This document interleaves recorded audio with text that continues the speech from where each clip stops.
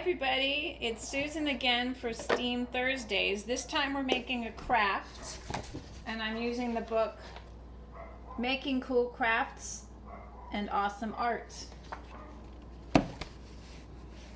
And since it's October and we're thinking about Halloween and things, there's a section about making masks, and this one is making jug masks.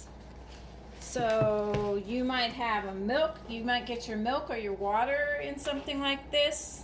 This one's a little big. It's my vinegar that I got for some other science. But I did have a water jug. So when it was almost empty, I filled up something in the pitcher so I could use this.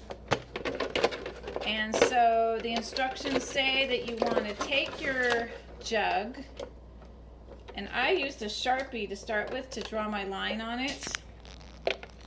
You want to cut it in half, and you want to cut it at half in the way where the handle will be in the middle of one side. So I drew my line, and I cut it with scissors, and I needed kind of big sharp scissors to poke the hole and start cutting. So that's something you want to have a grown-up help you with. After I cut it up, I have this lovely half. And then they say, think of cool stuff that you have around the house, kind of around the kitchen, that you can use to decorate your mask. So they suggested, like, if you have tops to your ketchup or something. I don't have a lot of squirt tops, but what I do have, and maybe your mom and dad and grown-ups in your house, when they make their coffee, you can get these little pods, single-use pods. So when they're empty, I thought maybe I could use 2 of these for eyes on this face. So I did. I had to hold these over the sink because they're messy. They have all that coffee in them still. Dumped it out in the sink, washed it out really well.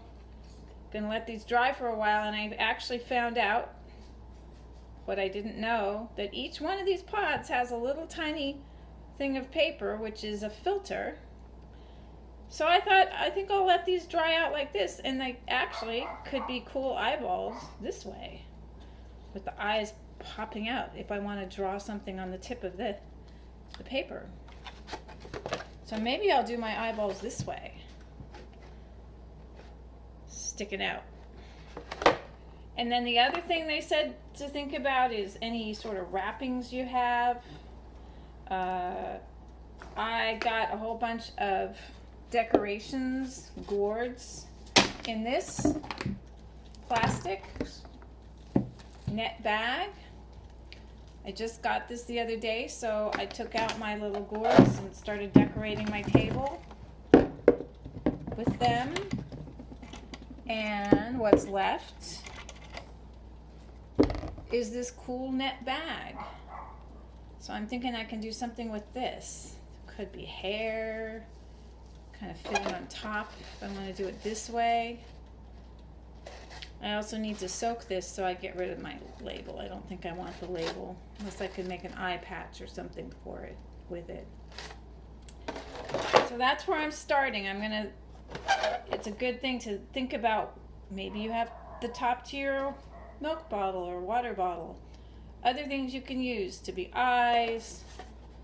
Maybe we put other parts of the body on this face, or a wart or something. So gonna keep thinking about that and gathering your supplies, gathering what you want to do with your jug to make a mask. And one thing you're gonna need besides those scissors is you're gonna need glue. You could use hot glue if you have someone to do that for you. You can use your school glue, the kind that's liquid. The instructions say you could use a glue stick. I don't usually like glue sticks. They don't make things stick enough for me.